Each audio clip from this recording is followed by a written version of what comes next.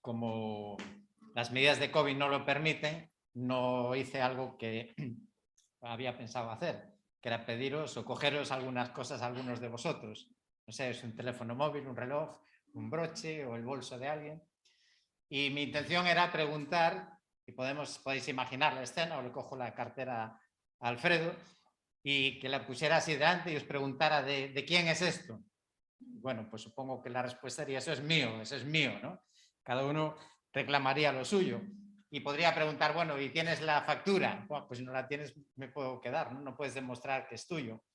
Pero aunque pudiéramos demostrar que ese objeto, ese bien, puede ser hasta tu coche, tu casa, pudieras demostrar que es propiedad tuya, aún así siento decirte que no es tuyo. Todo lo que nosotros tenemos no es nuestro. Supongo que, por lo menos los creyentes de toda la vida, habéis leído alguna vez el Salmo 24. Y a mí me lo hicieron aprender en la escuela dominical. Cuando era niño pequeño me lo tuve que aprender de memoria, lo cual agradezco porque ahora pues tengo memorizados pasajes de la Biblia y es importante en nuestra vida. Y ¿sabes lo que dice el Salmo 24? ¿Cómo empieza el Salmo 24, no? ¿Lo sabéis o no?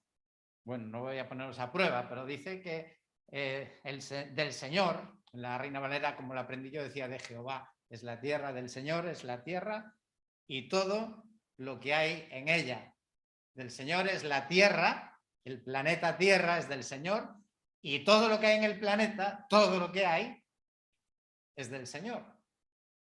Bueno, lo escuchaste bien, lo entendiste bien lo que significa eso, que todo lo que hay, entonces lo que yo digo que es mío en realidad es prestado, pertenece al Señor, no es mío, es prestado. Y si yo tengo algo prestado, a mí si me prestan algo, y supongo que a ti también harás lo mismo cuando te prestan algo, tienes mucho cuidado, sobre todo si es algo frágil, que se puede romper, se puede estropear, como es prestado, tenemos mucho cuidado con esas cosas. Pero aún hay algo más. Si eres creyente, si además de ser una persona, un ser humano, además eres creyente, si un día te convertiste, te entregaste al Señor, ¿qué es lo que aceptaste en tu conversión? ¿Cómo aceptaste a Jesucristo? Bueno, lo acepté como mi Salvador, ¿no? Para que me salvara de la condenación eterna, para que me salvara. Sí, pero solo eso. Cuando aceptamos a Cristo, ¿aceptamos solo un Salvador o aceptamos también algo más? Unido con el Salvador también está el Señor. Dice en Romanos capítulo 10, el versículo 9, si confiesas con tu boca a Jesús por Señor y crees en tu corazón que Dios le resucitó de entre los muertos, serás salvo. Es decir, que parte de la condición para ser salvo, y todos queremos ser salvos, una parte de la condición para ser salvo es aceptar que Jesús sea el Señor, que sea el Señor, lógicamente, de nuestra vida. Es parte integral de la persona de Jesucristo. Él es el Salvador, pero es inseparable que Él sea también el Señor. No puedes coger solo, yo quiero el Salvador, pero el Señor no me interesa. No, si aceptas a Cristo, estás aceptando que Él sea Salvador, pero también que sea el Señor de tu vida. Y es probable que nos haya ocurrido a algunos de nosotros, o nos ha podido ocurrir, que cuando tomamos esa decisión de entregarnos al Señor, pues tal vez no éramos muy conscientes de todo lo que eso implicaba o encerraba, o tal vez nos reservamos algunas áreas de nuestra vida que no le hemos entregado al Señor. A veces decimos, no, la salvación del alma, entregamos el alma, pero al Señor hay que entregarle todo. Y por eso yo preguntaría si le hemos entregado al Señor, por ejemplo, nuestros bienes. Le hemos entregado al Señor todo nuestro tiempo. Le has entregado al Señor tu cartera. Le has entregado al Señor tu casa. Hay un matrimonio joven que no hace mucho me dijo que están para cambiar de casa, pero lo hacen pensando en que esa casa pueda ser usada por el Señor, como una casa que Dios puede usar para ministrar a otras personas. Le has entregado al Señor tus hijos. A veces decimos que son mis hijos, y sí, son mis hijos, pero los entregamos al Señor, reconocemos que son del Señor antes que nuestros. Y así podríamos hacer una larga lista de cosas. Y es probable que nos ocurra lo que ya Jesús en los evangelios denunciaba de algunos, que sí, mucho decir Señor, Señor, Señor, pero en la práctica el Señor soy yo, porque yo soy el que decido y hago según yo considero oportuno. En Romanos capítulo 14, los versículos del 7 al 9, dice: ninguno de nosotros vive para sí. Si vivimos, para el Señor vivimos, del Señor somos, porque Cristo para esto murió y resucitó y volvió a vivir para ser Señor.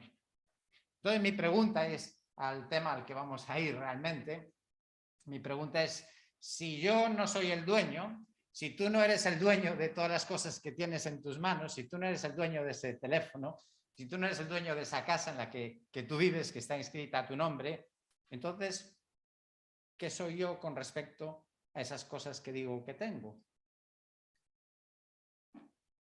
Si no soy el dueño, ¿qué soy? Soy el mayordomo. El mayordomo. Jesucristo es el dueño de todas las cosas y nosotros somos personas que administramos cosas que pertenecen a otra persona, que es Dios. Y esa es la base de lo que se conoce el tema como la mayordomía. Cuando uno tiene que predicar, le pregunta: Señor, ¿de qué quieres que hable? Y el Señor puso en mí que durante los primeros sermones de este año, este es el primero que predico aquí en la iglesia, pues voy a estar predicando acerca de la mayordomía. Hoy empezamos, pero seguiremos y con ideas también, espero, bastante prácticas para nuestra vida.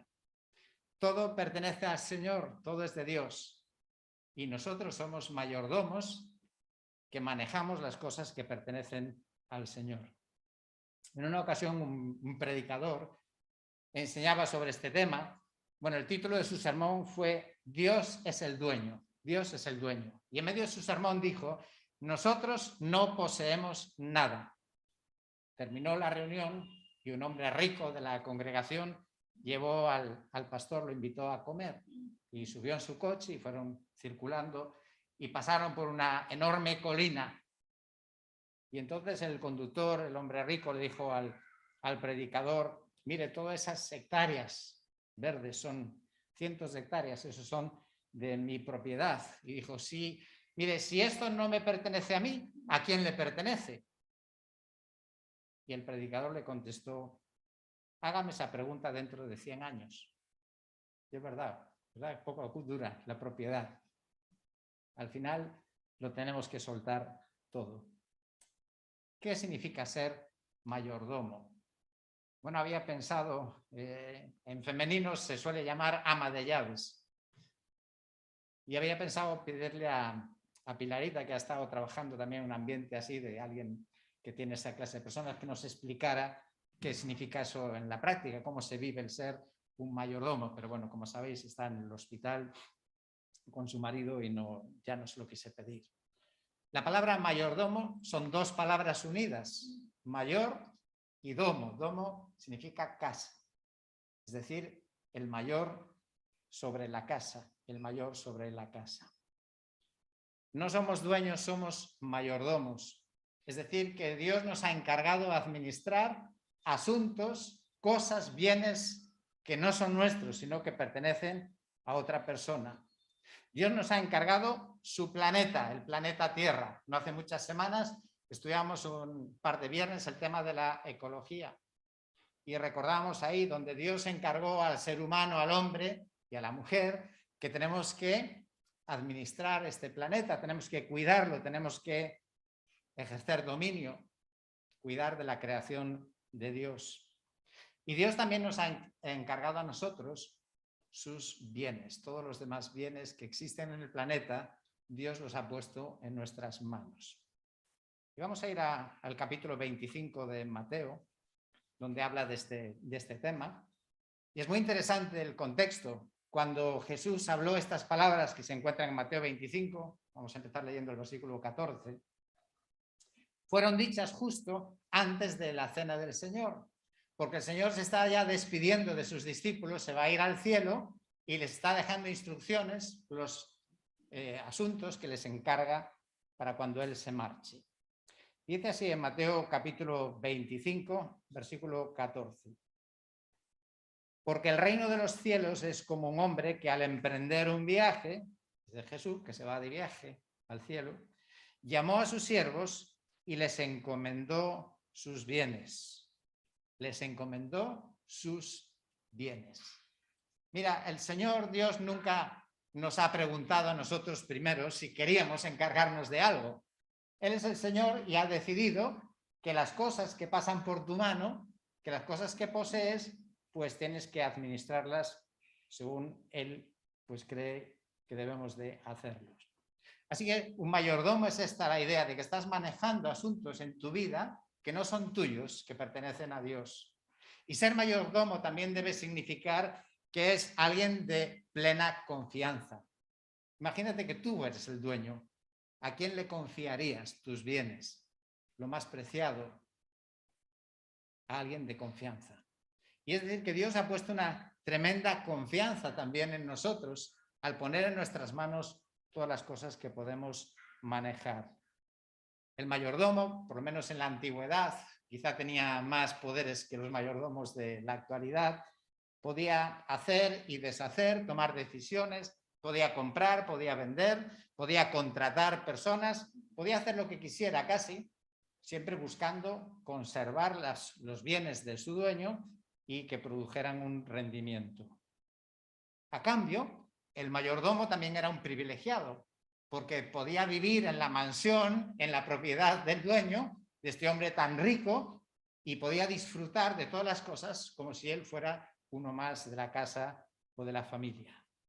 Pero lógicamente el dueño esperaba que este mayordomo hiciera una buena gestión de todo aquello que había puesto en su mano. Así que por unos minutos pensemos, y será donde nos quedemos esta mañana, acerca de la responsabilidad que tenemos como mayordomos de aquellas cosas que Dios nos ha dado. La responsabilidad que tenemos. Bueno, si seguimos la lectura de Mateo 25, encontramos una primera idea, es que la responsabilidad que tenemos es proporcional a lo que Dios nos haya dado. Tu responsabilidad es proporcional a lo que Dios te ha encomendado. Mateo 25, el versículo 15, dice que a uno le dio 5 talentos, a otro 2 y a otro 1. Y a cada uno conforme a su capacidad, y se fue de viaje. Bueno, para traducirlo en un lenguaje más actual, los talentos, un talento era como 1000 monedas de oro. Es decir, que al que le dio 5 talentos le dio 5000 monedas de oro. No está mal, ¿verdad? 5000 monedas de oro. Entonces nos enseña que Dios no nos va a reclamar o no nos va a demandar a cada uno de nosotros a todos por igual, sino según lo que haya puesto en tus manos. Si eres más rico o menos rico, tienes más propiedades o menos propiedades, según lo que tengas, Dios nos va a demandar según lo que podamos. Por ejemplo, no todos somos un futbolista internacional, ¿verdad? Hay muy pocos futbolistas de ese nivel. Pero si tú tuvieras ese don de Dios, pues Dios le demandará a ese ser un buen futbolista también. En una ocasión le hicieron una entrevista a Pelé en el año 2009 y esa entrevista vino a raíz de que estaba un poco de moda varios escándalos de jugadores famosos, jugadores jóvenes. Uno de ellos en ese momento era Robinho, jugador del Real Madrid, y también envuelto en un escándalo. Y le preguntaron a Pelé, como hombre ya mayor, veterano del fútbol, y él contestó lo siguiente, le dijo que le daría un consejo a estos jóvenes, le daría el consejo que me dio mi padre. Dios te dio gratis el talento de jugar, cuídalo. Cuidar los talentos, las capacidades, las habilidades que Dios nos ha dado. Y como cada uno es diferente, por eso no vale evaluarnos comparándonos con los demás. Normalmente nosotros nos evaluamos y nos calificamos como mejores o peores al compararnos con lo que hacen los demás. Ah, bueno, es que yo hago más que él, pues que yo dedico más que él. No, pero esa no es la cuestión, la comparación con otros, sino en qué medida Dios te ha bendecido a ti, te ha dado a ti, en esa medida tienes que rendir cuentas a Dios. Una segunda cuestión sobre la responsabilidad, aparte de que será proporcional, es también somos responsables porque Dios nos da autonomía. Dios nos da autonomía para gestionar nuestro tiempo, nuestras habilidades, nuestros conocimientos, nuestras posesiones. Dios nos da autonomía hasta que Él venga. Seguimos leyendo en ese versículo 25, capítulo 25 de Mateo, el versículo 15 y la primera parte del 19. Bueno, hemos leído ya, ¿no?, que a uno le dio 5 talentos, a otro 2, a otro 1, cada uno conforme a su capacidad. ¿Y qué hizo el dueño? Se fue de viaje. Versículo 19, después de mucho tiempo vino el señor de aquellos siervos. Es decir, que el dueño ha dado autonomía al mayordomo y dice, bueno, yo me voy y ahora tú te quedas al cargo de todo eso. Y dice que además pasó mucho tiempo en que regresó. Es decir, que el dueño de todo lo que yo tengo y todo lo que yo puedo manejar me da autonomía y yo puedo hacer en gran medida lo que quiera con mi tiempo, con mis bienes, con las propiedades que Dios me da, con todo lo que pone a mi disposición. Dios nos da instrucciones, ¿no?, de lo que debemos de hacer, de lo que está bien o está mal, pero cada uno puede hacer y hacer a su aire. Dios es un jefe extraordinario porque, aparte que sea el jefe perfecto, no es ese típico jefe que a lo mejor algunos habéis tenido, que te está marcando el paso, que está ahí siempre encima, a ver dónde te pilla fallando, a ver lo que haces mal, a ver lo que tienes que hacer y que te amarga la vida. Sino que es el jefe que dice, mira, esto es lo que tienes que hacer, esta es tu tarea. Y allá tú, hazlo, ya vendré a pedir cuentas de lo que has hecho con eso. Dios de la libertad. Es uno de los privilegios que Dios nos ha dado a los seres humanos, es la libertad. Somos libres, libres para elegir, libres para decidir qué hacemos con nuestra vida, qué hacemos con nuestras cosas. Dios nos da esa libertad, pero la libertad lleva aparejada también la responsabilidad. Somos responsables también porque nos enseña esta historia que contó Jesús, que tendremos que rendir cuentas. En el versículo 19 dice que después de mucho tiempo vino el señor de aquellos siervos y arregló cuentas con ellos. Y bueno, esta parte ya nos gusta un poco menos, ¿verdad? Que el Señor nos va a pedir explicaciones. Cuando lleguemos a presentarnos delante de Él, Dios nos va a pedir explicaciones de cómo hemos usado nuestro tiempo, de cómo hemos usado nuestra casa, de lo que hemos hecho con nuestros hijos, de cómo hemos actuado en el trabajo. Nos va a pedir cuentas de todo aquello que ha estado en nuestras manos. Tendremos que darle explicaciones. En 2 Corintios capítulo 5, versículo 10, dice Pablo que todos nosotros debemos comparecer ante el tribunal de Cristo para que cada uno sea recompensado por sus hechos, estando en el cuerpo, de acuerdo con lo que hizo, sea bueno o sea malo. Sí, los creyentes no vamos a ser juzgados para ver si podemos ir al cielo o no. Si eres creyente, eres salvo, iremos al cielo. Pero Dios va a juzgar, va a analizar qué hemos hecho en la vida con todas aquellas cosas en las que pudimos tomar nuestras decisiones. Y dice que será para recompensa o también, antes 1 Corintios habla de vergüenza, de algunos pasarán vergüenza. Y la vergüenza será si nos presentamos un día delante del Señor y vamos con las manos vacías. Y cuando el Señor nos diga, bueno, ¿y qué has hecho con esto? Es que no pude, no tuve tiempo. ¿Y qué has hecho con esta otra oportunidad? Bueno, es que, y tendremos excusas, seguro que buenas excusas, pero no van a valer. Y será una vergüenza, ¿no?, estar delante de aquel que dio su vida por nosotros. ¿Y yo qué hago con las cosas que Él pone en su confianza, en mi responsabilidad? Las cuentas con el dueño. Eso también me sugiere otra idea interesante, que es que si rendimos cuentas a Dios, no nos tiene que preocupar tanto rendir cuentas a otras personas, porque otras personas no tienen el derecho de pedirnos cuentas a nosotros de lo que hacemos con nuestra vida. En Romanos 14, y el tiempo ya nos dice que debo terminar, vuelve a hablar de ese tribunal de Cristo, donde tenemos que dar cuentas. Dice, cada uno de nosotros dará cuenta de sí mismo a Dios. Pero a veces somos dados a pedirnos cuentas unos a otros, ¿verdad? A exigir, a reclamar al otro por qué hace o por qué no hace. Y ya Jesús en una ocasión también en el Evangelio se lo tuvo que recordar a Pedro, que a él no le importaba lo que él decidiera hacer con Juan. Le dijo que a ti qué te importa.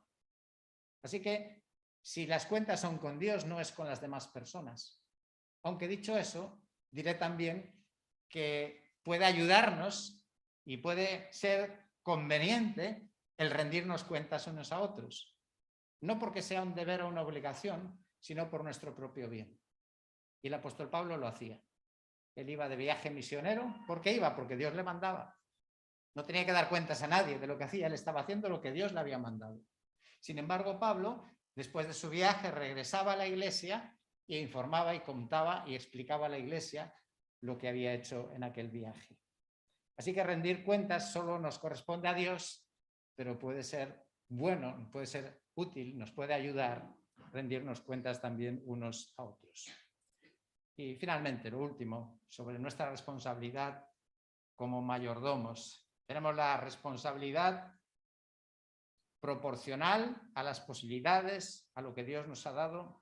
Tenemos responsabilidad porque Dios nos da autonomía, Dios no nos está marcando el paso, nos dice, bueno, esto es lo que debes hacer y allá tú hazlo a tu manera si quieres. Tenemos responsabilidad porque nos va a pedir cuentas y finalmente, importante, interesante, es que lo que Dios va a medir, lo que va a evaluar Dios, ¿qué será? No será la cantidad de lo que hemos hecho para Dios, sino la fidelidad, si hemos sido fieles a lo que Dios nos haya pedido. No importa que hagas grandes cosas, no importa que ante la vista de la gente parezcan cosas pequeñas. Dios me dirá si has sido fiel en esas cosas pequeñas. Si tú eres millonario, pues tendrás que dar cuenta de los millones que Dios ha puesto en tus manos.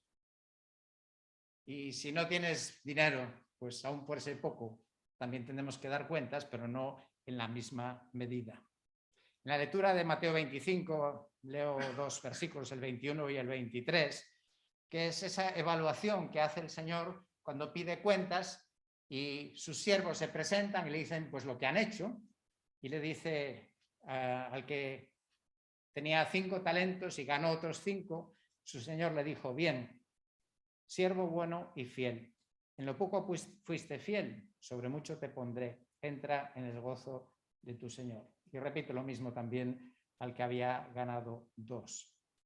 Así que no es tanto cuestión de si tenemos que hacer mucho o poco, sino si estamos haciendo lo que podemos. Estoy haciendo lo que puedo con lo que tengo. Honestamente, el Señor nos va a pedir eso. Con lo que tenías, con lo que pudiste hacer, ¿lo hemos hecho o no lo hemos hecho? Alguien escribió lo siguiente, lo más importante de un siervo es que haga exactamente lo que su patrón le dice.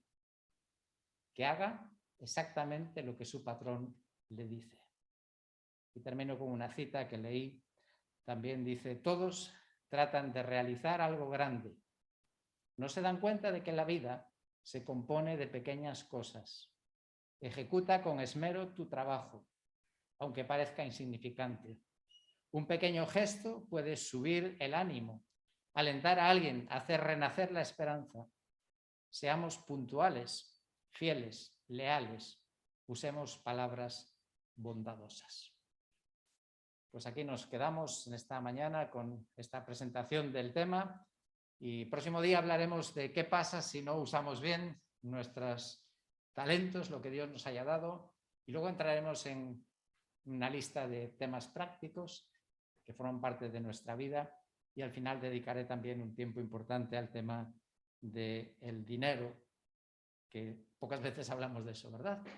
Pues bien, vamos a concluir aquí en esta mañana y entonces vamos a pedirle la ayuda al Señor para que en este nuevo año, en esta semana que iniciamos, pues que Él nos ayude a que podamos ser buenos administradores de nuestro tiempo, de nuestras capacidades, de nuestras habilidades, de nuestro dinero, de nuestras palabras, de todo lo que Dios nos ha dado. Señor, queremos reconocer en primer lugar que tú eres el Señor, que todo es tuyo y todo te pertenece. Y por lo tanto somos unos tremendos privilegiados el poder usar en esta vida las cosas que son tuyas, pero que tú has puesto en nuestras manos. Pero también sentimos ese peso de la responsabilidad de qué hacemos con nuestra vida, con nuestro tiempo, con nuestro trabajo, con nuestras relaciones, con nuestros estudios, con nuestras capacidades, con todas las cosas que tú nos has dado. Y Señor, por eso pedimos a ti, que has dicho que te pidamos sabiduría y tú nos la darás, para poder ser fieles a ti en lo mucho o en lo poco que tú hayas puesto en nuestras manos. Pues Señor, guíanos en esta semana, bendícenos, guarda a cada uno también, protégenos del mal y en esta situación también con esta enfermedad de la COVID. Pedimos que tú protejas a cada uno de tus hijos, a aquellos que estén pasando por la enfermedad, pues que sea lo más leve posible, que puedan recuperarse pronto. Y Señor, confiamos en ti, nuestra vida también te pertenece y está en tus manos. Y eso nos da también seguridad y confianza. Pues bendícenos y llévanos también con paz y bendición, y lo pedimos en el nombre del Señor Jesús. Amén.